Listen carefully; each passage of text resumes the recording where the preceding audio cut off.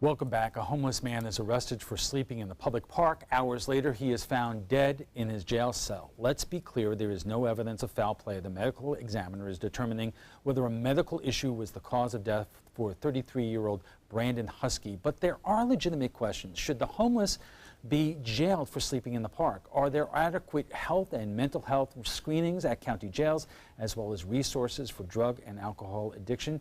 And joining us for more is Circuit Court Judge Erica Quartermain, Susan Nylon, who has been active in the annual homeless count, and James Univer, a professor of criminology at USF Sarasota Manatee. Thank you all for joining us. And I know we can't get into the exact details of this case, but the reason why we're doing this story tonight, because it is somewhat shocking that someone who is arrested for simply sleeping in a public park winds up dead hours later. And it begs the question is, when you are arrested, even for a minor offense, what kind of screenings, health and mental health-wise, are available in the local jails? And Your Honor, you oversee what's going on in these jails. You watch it every day. What is the right procedure? Well, the sheriff's office oversees what happens in the jail, but I have collaborated with them in order to institute procedures that are recognized nationally and validated in order to best flag those individuals who may be suffering from a mental illness. And when a person is arrested, they are taken to the jail nurse, and they have a physical health screening, and they also have a mental health screening. If there is an indication that that individual needs more screening, and that's what the decision is at that moment, they meet with a licensed person, and then there is more of a diagnosis and more of an evaluation done at that point. And that would happen off hours any day of the week? So the initial screening with the jail nurse happens anytime, 24 hours a day, and then each morning the licensed mental health professional goes in for a secondary evaluation if that is necessary. Susan, you were also involved with the ACLU in the recent lawsuit involving the homeless in Sarasota. We realize things happen. And this may well have been a medical condition. But the ACLU has been concerned about this broader issue for a long time. Sure, it's how we treat our homeless, how we look at them, and basically that we're criminalizing homelessness. Not you, but we're arresting people for doing something that comes natural, such as sleeping. And when you don't have a home or a place to go or an available shelter, you find a bush or a park bench so you could at least lay your head. I don't think that this gentleman, his circumstance would have been any different if he wasn't found in the park, but the point is that, you know, we're arresting people for doing what comes naturally, and you can't do that. Professor, when you look at law enforcement agencies around Florida and around the country for that matter, are you seeing different kinds of approaches to this kind of issue? Yes, I mean, the reality is that police officers have very wide discretion. So ultimately what has to happen is there has to be a policy that basically regulates the discretion that they exercise. The greatest discretion that they have is they can simply not make an arrest, and there's no record of whether they had any involvement with that case whatsoever. So I think for me, one of the things that we would have to look at in this particular case is why was that person even arrested to begin with in the first place? Are there not any other kinds of ways in which they could have avoided an arrest? Could the officer simply ignored it? Could the officer, for example, given a citation? Could he ask them to just move along? What really needs to be looked at is where's this policy that regulates this level of discretion? Susan, quickly. You know, one of the things that came out of the lawsuit against the city of Sarasota was that there's beds available for any homeless person who needs to get into the Salvation Army and doesn't have the money. All they have to do is go to a police officer and say, you know, I need to be taken to the Salvation Army. All right, we're going to take a quick break. We're just getting warmed up. We'll have much more on the homeless and jail right after we check the first alert weather, so stay with us. Welcome back. Is there a better way to deal with the homeless caught sleeping in the park than just sending them to jail? Joining us for more is Circuit Court Judge Erica Quartermain, Susan Nylon, who has been active in the annual homeless count, and James Univer, a professor of criminology at USF Sarasota and Manatee. One of these new programs, one of these alternatives is pre-booking diversion. Your Honor, could you explain what that is and how we're starting to use that in Sarasota? Well, there is a pre-booking and a post-booking diversion. So the program, Comprehensive Treatment Court, is a post-booking diversion. So once an individual is arrested and identified as having a serious mental illness without the ability to meet a basic need, which many of the homeless fall into that category. And if they are flagged and they are willing to participate, they are diverted from jail on an expedited basis, and they are in the program, during which time they will receive a short-term triage plan to see what their needs are, and then start a long-term plan for housing and mental health stability. Now, I understand it's only just now getting started in Sarasota itself. Has it been used elsewhere, and if so, what have been the results? So this is modeled off of the Miami program, which began years and years ago, and the results of that program have been amazing. They closed a jail in Miami, and understanding that the county is significantly larger than Sarasota, they closed a jail and that housed 2,000 people. So Miami really was on the front line of this issue, and the larger metropolitan areas in Florida are seeing it more lagged, like Hillsborough, Jacksonville, and places like Sarasota. So now we're basically copying what Miami did. You know, there are probably a couple of schools of thought here. There are a lot of people who are watching this tonight who are probably saying, we don't want to see the homeless on our streets, in our parks. There's been a particular issue with that here locally. On the other hand, is it fair to put our law enforcement agencies, whether it's the police department or the sheriff's office, in a position where they are social service agencies? Because after all, they are law enforcement agencies. Well, I mean, the first word is serve. And so I would think that a primary role of the police department is crime prevention, as well as it is to basically do something after the crime has occurred. So if the police are doing, if you wish, social work, but the reality is that they're reducing crime, it seems to me that the function has been served, and that is that they're protecting our community. And so I don't see a problem with that. I just want to mention one other thing, that what the judge was referring to is pre and post, that what the city of Sarasota is doing, I think is probably even an equally viable way to go, because they have an outreach team within the city. hot team. Yes, and I think that that model is going to prevent this person from dying in the jail, because that city police officer then works with that person on a one-to-one basis as a social worker, if you wish, and that person doesn't end up being arrested, avoids all the costs involved in that, and ends up being in with all the services that are available within the city of Sarasota. Of course, in the situation we were initially referring to, there's a lot that we don't know. We don't know about that gentleman's history and whether or not police at the time thought that they had given him enough warnings, they had reached out so many times, and that there was no other alternative. But Susan, I want to get to something. You know, obviously the sheriff's office is not here tonight. They declined to take part in this, but they did provide us with a statement that goes to another issue. The sheriff's office says it is able to help recovering addicts while they are incarcerated because they don't have access to their supply and are forced to detox. It is the critical time post-release when these individuals are the most vulnerable and need the most guidance, and if the treatment gap is not addressed, I don't see an end for this epidemic. That's coming from the sheriff.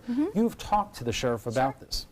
Yeah, I would absolutely agree with that statement, and the sheriff has gone on record numerous times of how we need to have a shelter, how we need to have a better support system, and whereas I agree that they are performing a certain social service, they're not really trained to perform that social service. We need people that are educated and skilled in just handling that. So yes, when you do release someone, they have a support network to go to from the jail. Otherwise, where do they go? They go to what they're most comfortable with, back on the street, back with their friends, you know, and it's a cycle that repeats itself. So The sheriff has made it extremely clear that he's willing to take responsibility for a shelter and put it under his jurisdiction if we would only have the courage to do so. Well, obviously, our area's had its share of fits and starts when dealing with this Really? issue. That's pretty generous. You know, in recent months, the county and the city have said that they have begun a new working relationship and they will come up with some answers. But, Your Honor, where are we along in terms of this process? Because this is a problem that has been pretty bad in our area for such a long time. Your programs and your grants are going a long way in terms of trying to address it, but in and of itself, it's not enough. No, it's not enough. But we have made a lot of headway over the last 3 years. I think that there has been a paradigm shift in how we are going to approach this problem, and a lot of things have fallen into place. I see the community coming together. We need to continue to do that. I see law enforcement taking a different stand as to folks who fall into the homeless category. I see more and more services becoming available. So I think that we're headed in the right direction, and obviously there is still a lot of work to be done. Professor, I ask this question all the time. Are there any other communities out there who are doing it better in terms of handling homelessness and mental health and jail situations? Not that I mean, we have a lot of diversion programs that other communities don't have. I think what the other communities have that we don't have is a sense of coalition and support. And so that if you isolate any of these systems, no one system can solve this problem. So what other communities have that we don't have is everybody on the same page. So if you have all these basic territorial fights, and people are dying in the jail from whatever reason, they're not getting the health care that they need, that becomes a cataclysmic event. Susan, you have had your finger on the pulse of this community for a long time. So why is this? Why is what? Why do we not? Why has this community lacked that cohesive approach to this problem? Oh, yeah. First of all, we are working towards having a better connectivity between the sources. The Gulf Coast Community Foundation has worked very hard at connecting everybody, even from a computer standpoint. So you don't get those people who either fall through the cracks or, on the other hand, work the system. But we are a community of transients, in a sense, not just at the homeless level, but an upper level. When you have a community that is built on snowbirds who are only committed to this town part-time of the year, and then they go back home, it's really difficult to get them to have a clear understanding. But yet when they come, it's that resort mentality that they want to see. And so therefore their reaction is truly a knee-jerk reaction to what their concerns are. But it's the people who, like us, who have been around for a very long time are able to remind people what we need to do. And I want to point out with Judge Quartermain's program, it may be small and infant in its start, but that sent out such a big signal to our community that people started to have a different outlook on how we treat our homelessness and what we can do for it. Your Honor, in terms of that program, in terms of resources, you have temporary funding for it. What are the chances that you're going to get more help from the state or other organizations in terms of keeping this going and in fact expanding it to help more people? I think we are going to have an excellent prospect of being able to expand it and keep it going, because what we're going to see in a year is the cost savings. And when an individual who is in the comprehensive treatment court is one of the individuals who has been identified as costing through crisis stabilization services hundreds of thousands of dollars over 3 or 4 years, and now they're in the program and their overhead is maybe $30,000 a year, and they have a plan with wraparound services. They're going to see the cost savings, and it is a cost shifting to dealing with issues on the front end instead of letting them spiral out of control and having it 10 times more expensive, and costing taxpayers even more money. Right. All right. Thank you very much. We have to take a quick break, and we'll come back with final thoughts after we return. New ways to deal with the homeless charged with petty crimes. Our guests join us right now for final thoughts. And Professor, you were saying you grew up in Sarasota, so I went to high school here. and you all were saying to me before it wasn't always like this. No. No, I mean, when I was in high school, I can't remember anybody even talking about homeless people. There used to be the moorings, and there'd be derelict boats, and that would be the closest thing, but downtown. But there wasn't really a concentrated downtown where people would come and hang out in the inner city, so to speak. So if there was homeless, it wasn't nearly as visible. And the police are only responding to what the public wants in terms of their, at some point the public's really started, complaining about the number of people who were on the streets and in the parks. But the reality is, when someone dies in the jail, that's someone's son. No one wants to come out of a jail in a casket. And so maybe something like this can, galvanize even the people that have little concern, because it's not right for people to end up being arrested for sleeping in a park and end up coming out of there in a casket. And so I would hope that seriousness of an event would potentially get people to move. Susan, do you have any renewed confidence that our area in general is going to come up with a more cohesive approach? Oh, geez, Alan, thanks for the easy questions. We're not talking about politics tonight. No, that's true. Sometimes this is worse. I would say that as long as it doesn't become a public issue, people like Judge Quartermain will get the job done. When we start making it political, we start focusing on it, and we start worrying about it, that's when it slows the process down. And I am encouraged to hear that the city and the county are going to start working together again, and hopefully it'll mean something. And Your Honor, I want to give you the last word. When do you expect to see results of the program that you're putting into place? Well, we have some preliminary results, and that is that 70% of the people who came through the program were successful or expected to be successful, meaning they have stayed out of trouble, they are in a stable residence, and they have a long-term plan for mental health and finances with it. Okay. I want to thank you all for joining us tonight, but before we go, we want to share with you what some of folks are saying about last night's topic, President Trump's plan to slash legal immigration to the U.S. Trump's plan would have prevented many of our parents and grandparents from entering the country. It cuts legal immigration in half by 2027. Under the plan, no English means no entry into the United States, and even if you do speak English, it doesn't mean you're getting into the country. You also need to have advanced skills and education.